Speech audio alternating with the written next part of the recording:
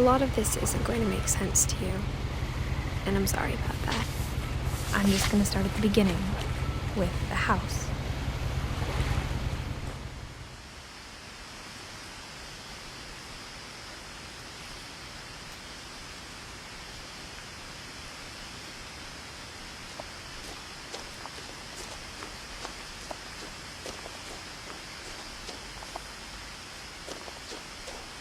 I lived here until I was 11, but I wasn't allowed inside half the rooms.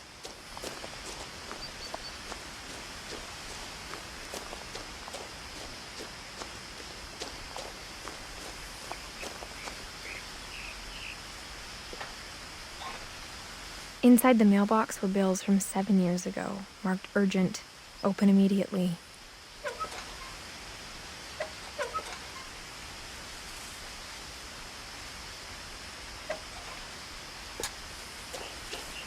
I hadn't been back since my brother Lewis's funeral.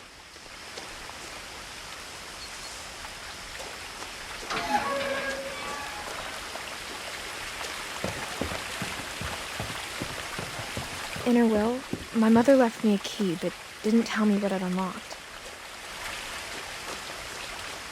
Maybe she thought I'd know, or she thought that the mystery would be enough to bring me back.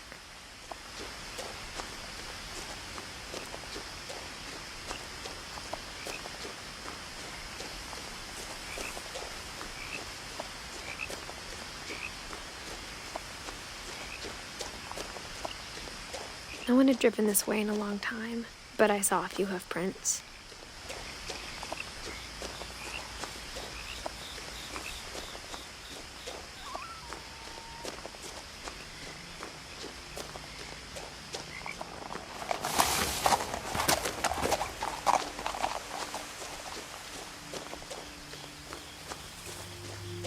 The truth is, even after I inherited the house, I never thought I'd come back to it.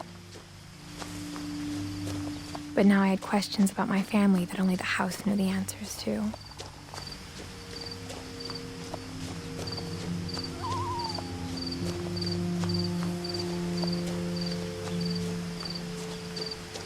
The house was exactly like I remembered it, the way I'd been dreaming about it.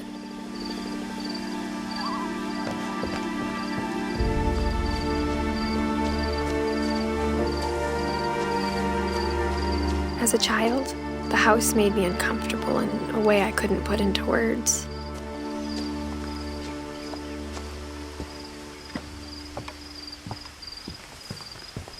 Now, as a 17-year-old, I knew exactly what those words were. I was afraid of the house.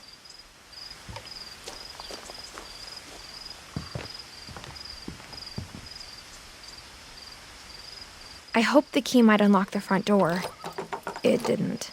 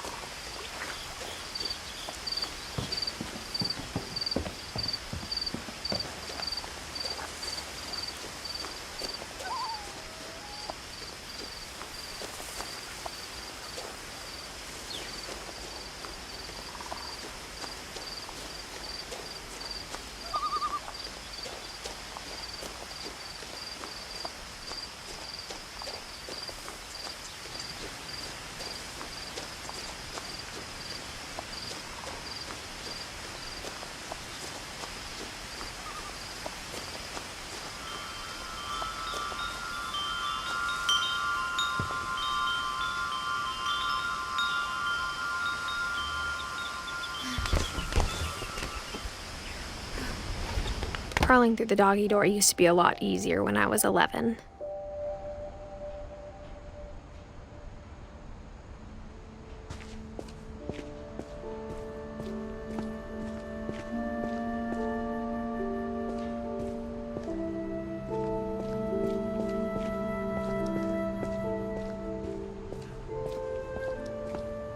For the first time in years,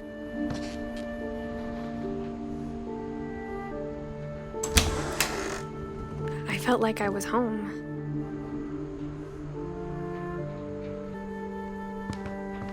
But instead of a family, there were just memories of one.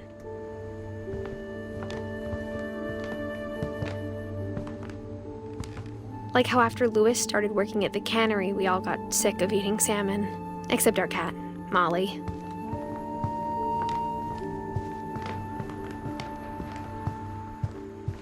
The table was still a wreck from the night we left. Nothing in the house looked abnormal. There was just too much of it, like a smile with too many teeth. Even the fireplace had a story. Edie told me the bricks came from the original house, after it sank.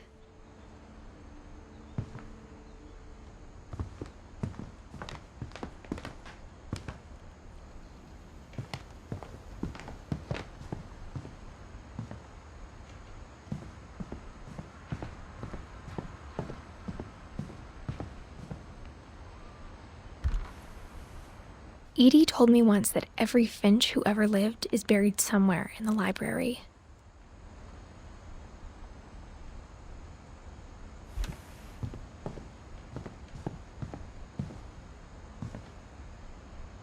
After Milton disappeared, Mom sealed up all the bedrooms. Then Edie retaliated and drilled peepholes.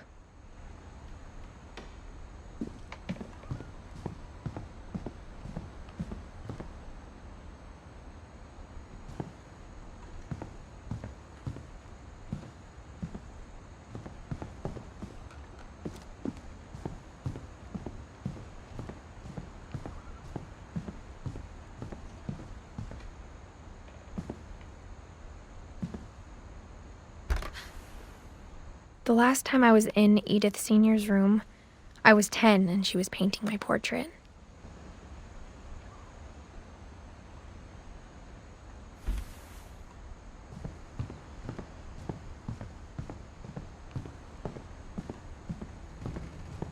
I spent a lot of time playing in Great Uncle Walter's room. I think my mom sometimes regretted not sealing it up.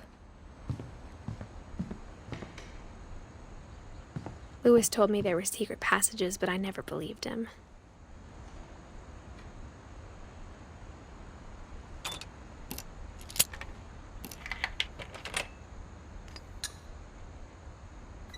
Turns out, my mom was really good at keeping secrets.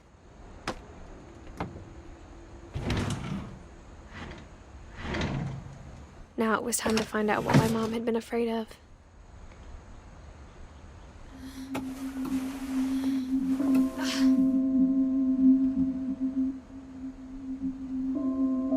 Reading this, maybe it sounds like I had a plan. But I had no idea what was behind that door.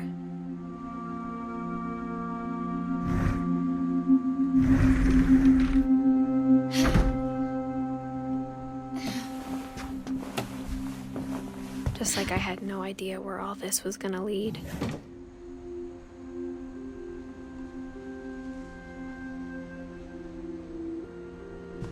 I grew up looking at Molly's room through the peephole.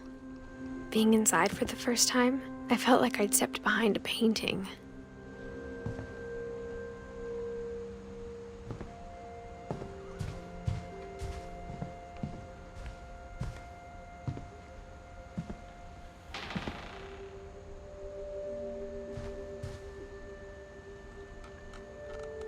Molly's gerbil had a tiny bedroom with its own even tinier gerbil cage.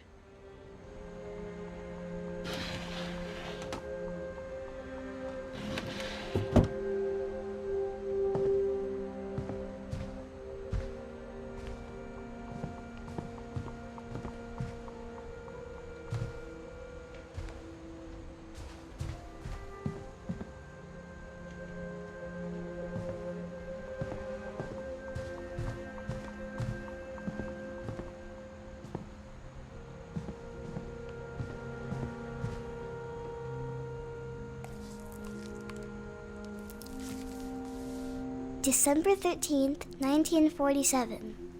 Dear Diary, I'll be gone soon, but I wanted to tell somebody about what's gonna happen. It started when Mom sent me to bed without dinner. I woke up and I was starving, so I looked around for something to eat.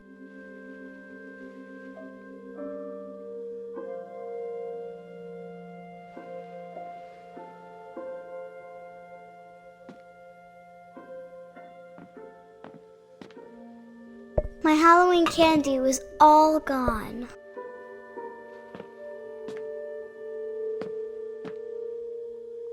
The gerbil food was dry, but I didn't mind it.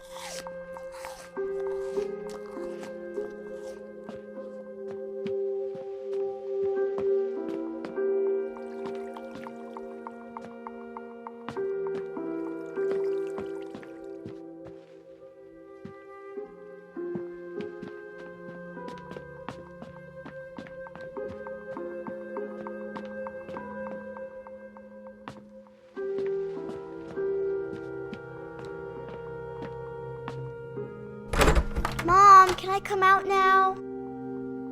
Sweetheart, it's late. Go to sleep.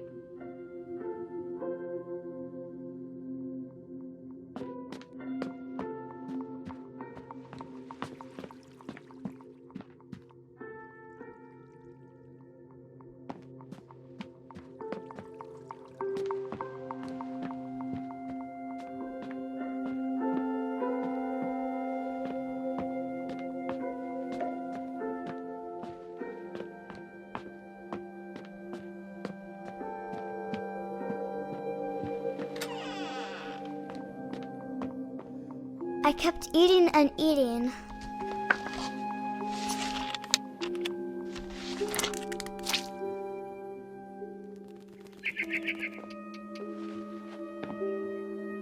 I ate a lot of things that night.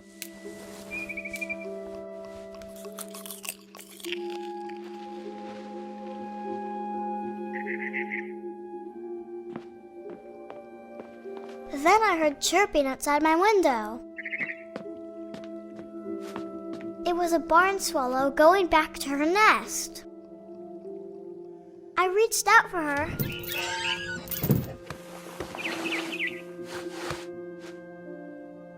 And suddenly, I was a cat.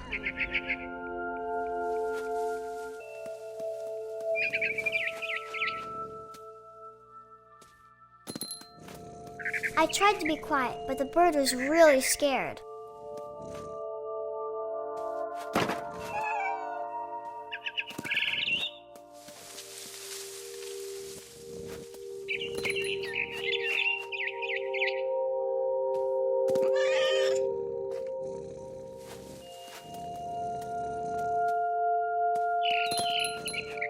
Mom and Dad didn't even look at me.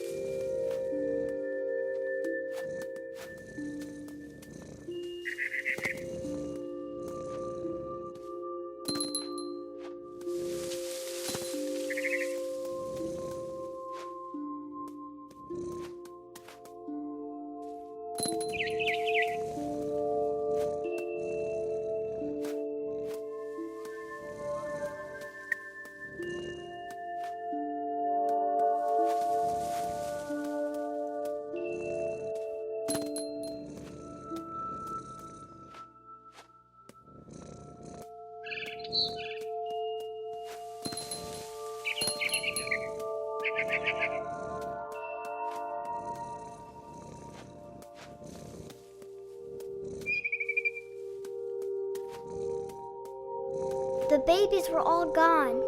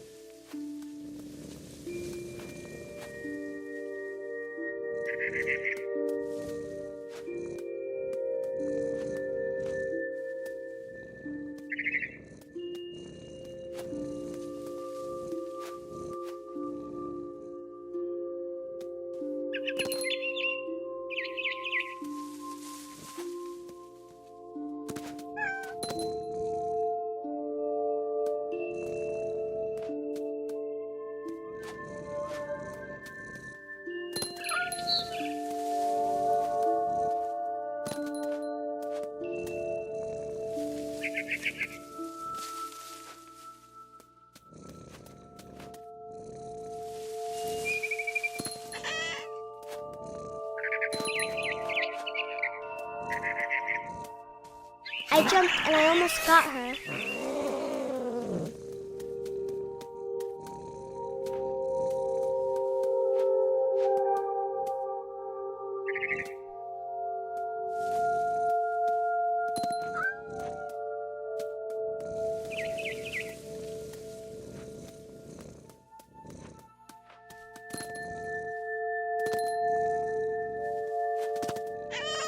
I could tell she was getting really tired.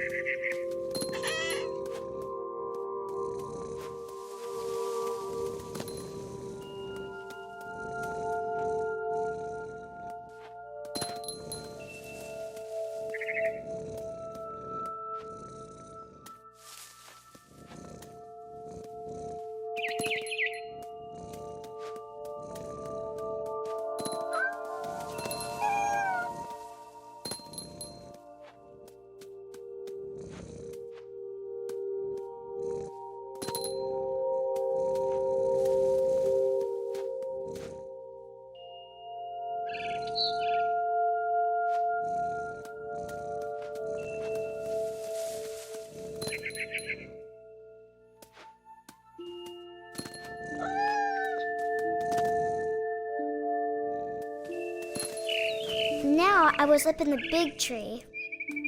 I promised Dad I wouldn't climb it anymore. All I cared about was eating that mama bird.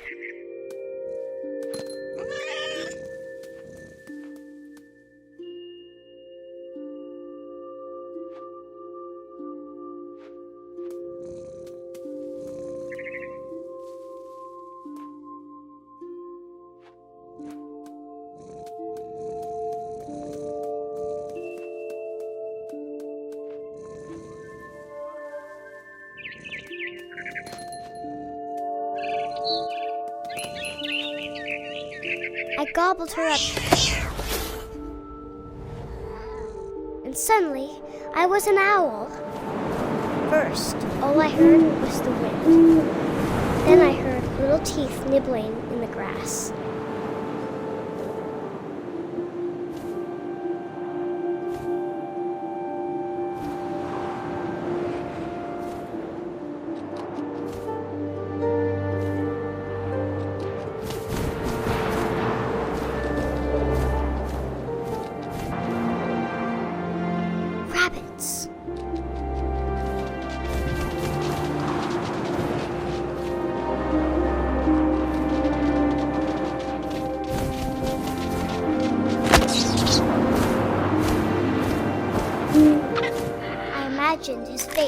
looking up and seeing mine through my talons. I swallowed him up, and I didn't chew one bit. Then I flew off to find something bigger.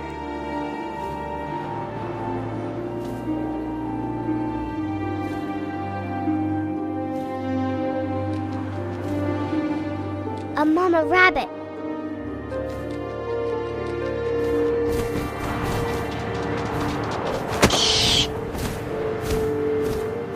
She was almost too big to carry. I started choking, but I couldn't stop eating. And suddenly, I was a shark.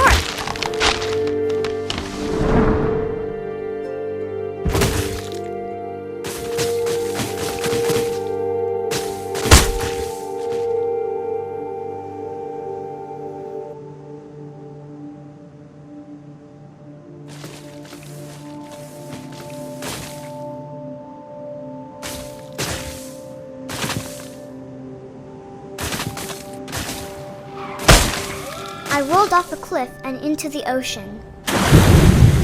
Now, I was hungrier than ever.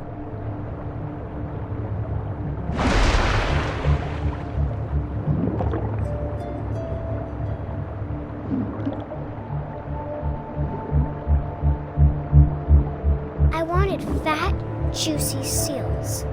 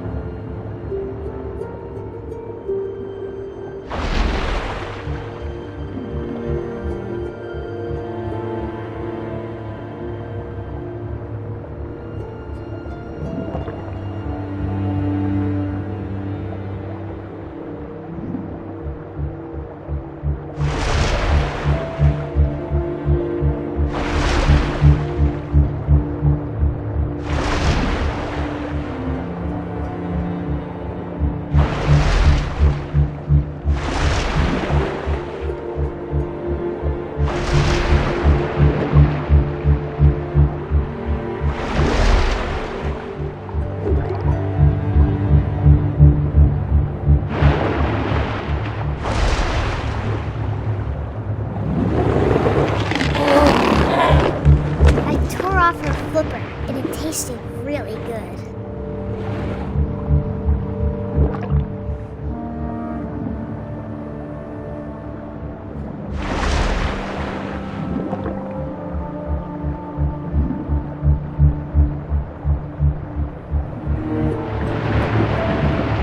I grabbed on tight, but I was so hungry, I jumped out of the water.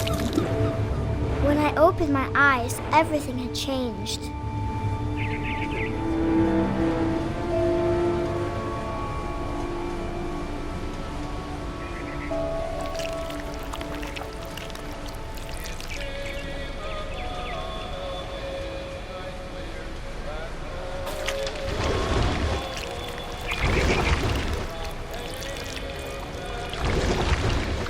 Now I was a monster, and I smelled people everywhere.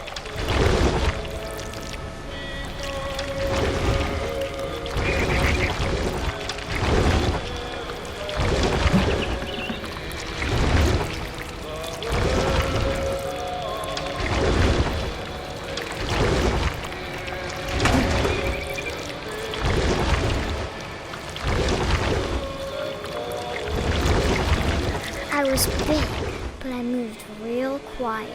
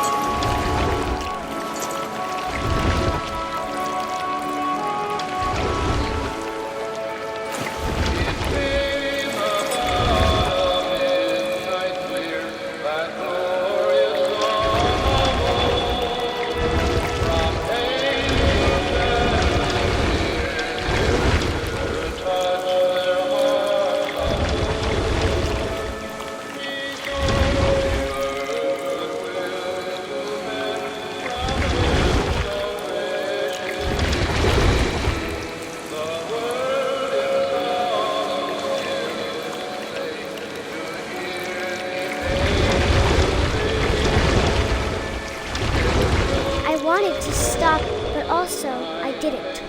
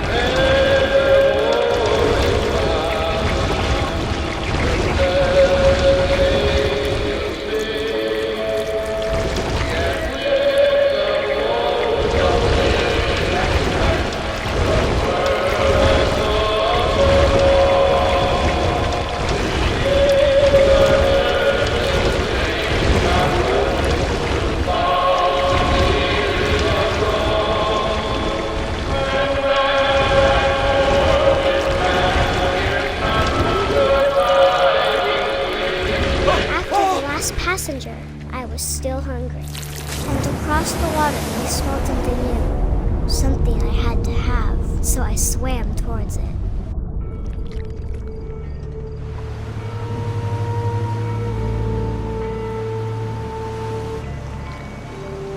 I slithered onto the sand, and the good smell went into an old pipe.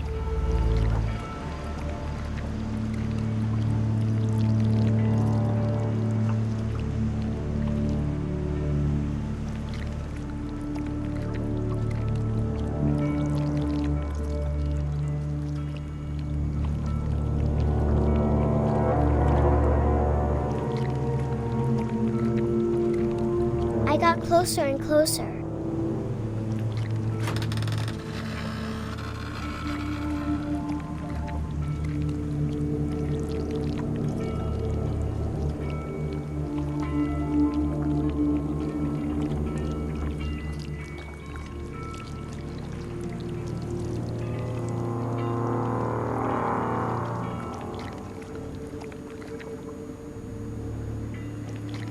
All of my stomach started growling. And suddenly, I was me again. I held my breath for a long time, but I couldn't hear anything. I think it's waiting for me to fall asleep. But it's not going to wait much longer. It needs to feed, and we both know I will be delicious.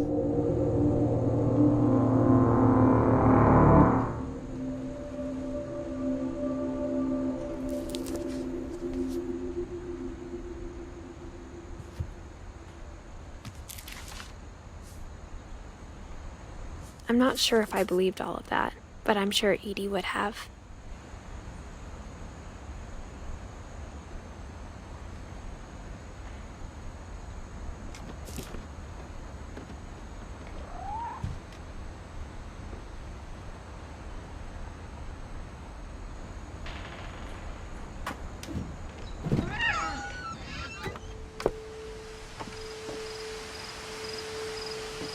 This will be obvious later, but my mom never told me any of these stories. Edie would have, but Mom didn't like bringing up the past. Though, when we adopted a stray kitten, she was the one who named it Molly.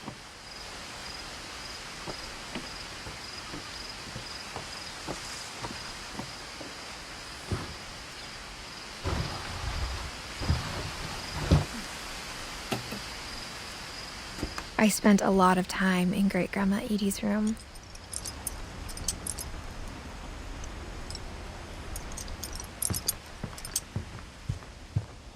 Her room was like a museum.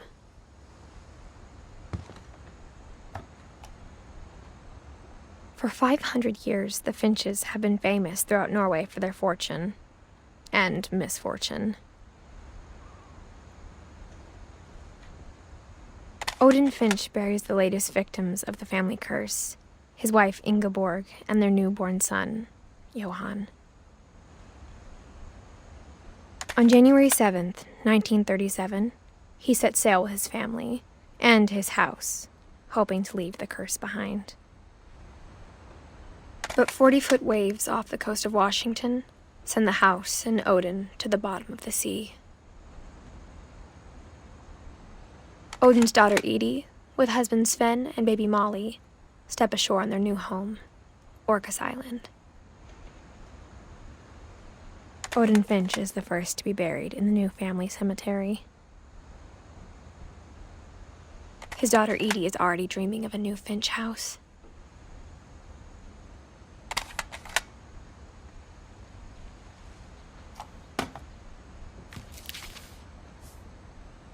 Whatever's wrong with this family, it goes back a long ways.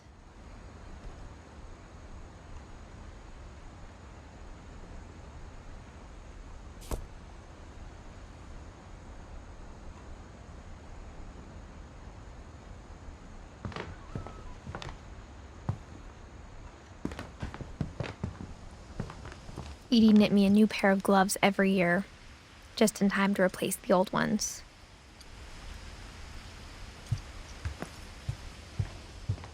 Even in her 90s, sometimes Edie seemed a lot younger than my mother.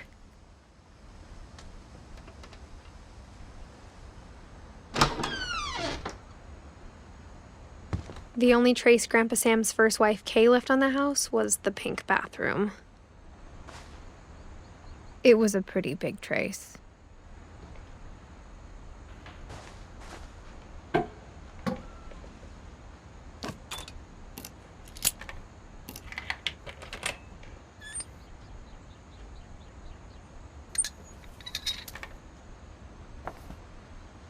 There's a secret in this bathroom.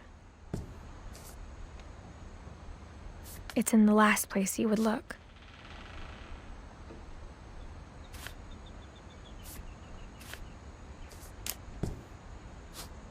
It isn't in the cupboard. It's hidden in this book.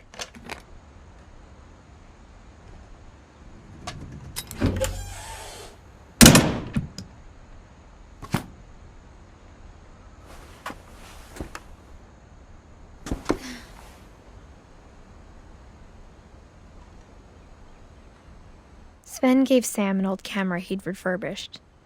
He never put it down.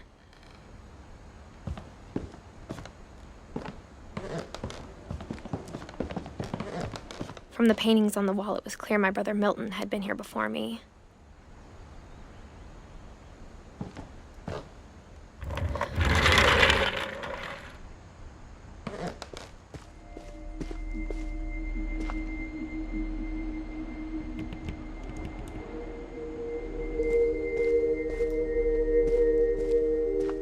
I knew Grandpa Sam had a twin.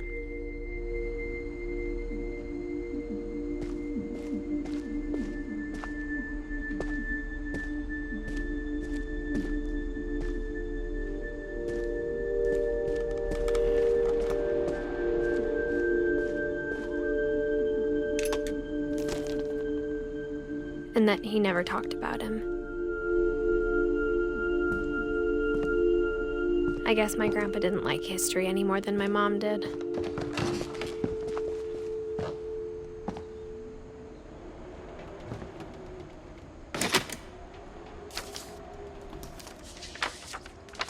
How I Want to Remember My Brother by Sam Finch.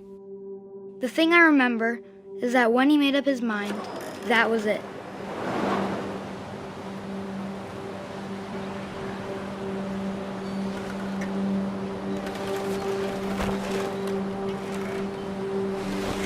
My brother said he'd die before he ate another mushroom. And he did. At Barbara's funeral, we swore we'd never be afraid again. And he wasn't. I think Calvin always wanted to fly. Sam! Calvin! Dinner's ready! Coming! But that day, he finally made up his mind to do it. I told him going around was impossible. Maybe if I hadn't said that, Calvin! I'm not gonna tell you again! maybe if the wind hadn't picked up, then maybe he'd still be here. But I doubt it. I think he'd already made up his mind. That's what I want to remember about my brother.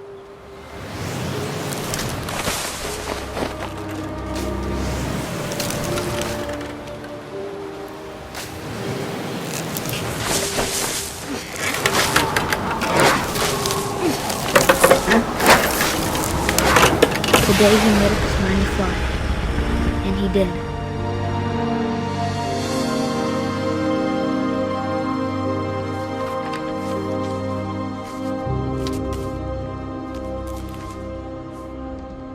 Calvin's story felt strangely familiar. When I was younger, I remember trying to do the exact same thing.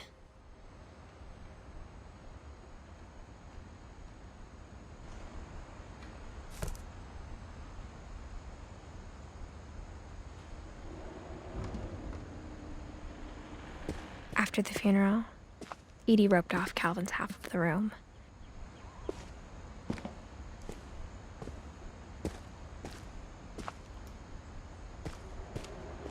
Mom said Grandpa Sam enlisted at 18 and never set foot in the room again.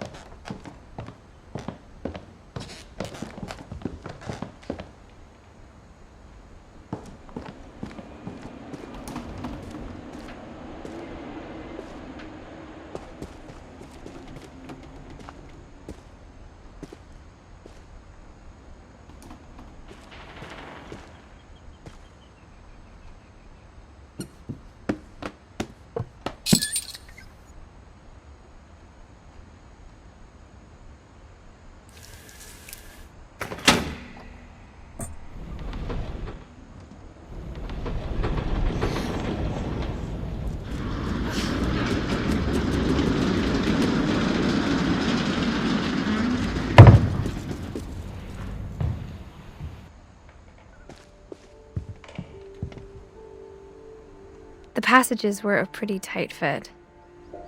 They'd obviously been built for smaller hands and bellies.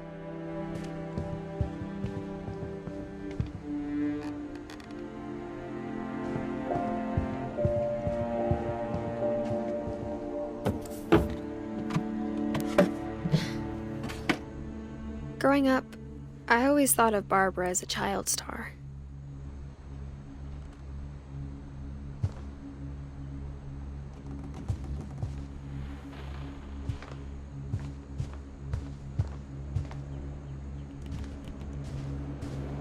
I never thought about how hard it must have been for her afterwards.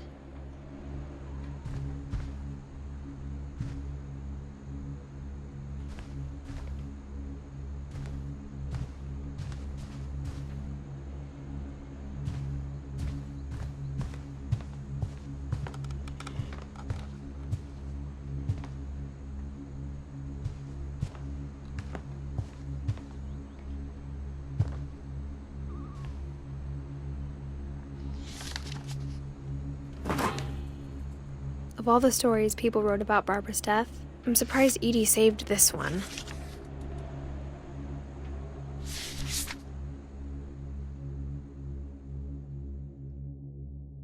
Old Jack here with another ghastly tale inspired by America's most unfortunate family. I'm calling it The Surprise Ending of Barbara Finch. As a child star, Barbara was famous for her scream. Now at 16, she was all washed up, a has-been. But in a lucky break, she'd been asked to perform her signature scream at a local convention for monster movie fans. It was just the boost her career needed. Unfortunately, her scream hadn't aged well. Getting better. I think you just need the right motivation. Her biggest fan and current boyfriend, Rick, was about to demonstrate when... Now that was a great scream. It was Barbara's father, Sven.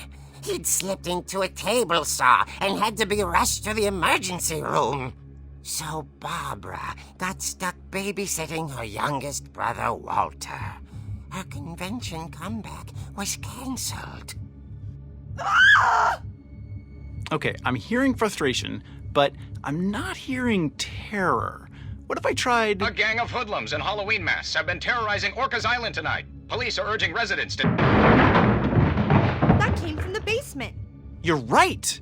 Also, I loved your delivery on that. Why is your basement door locked? Because my dad likes making puzzles and secret passages. There's a key hidden in the music box. The secret is to keep winding and winding until finally the key pops out. Thanks, babe. I'll be back in a sec. 20 minutes later, Rick hadn't returned. So Barbara went to look for him, right on cue. She reached for the music box.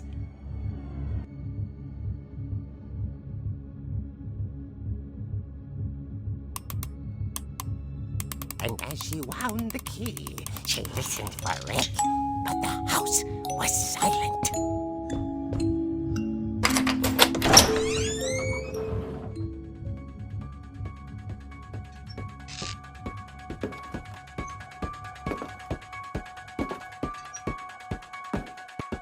She found Rick's crutch and imagined the worst.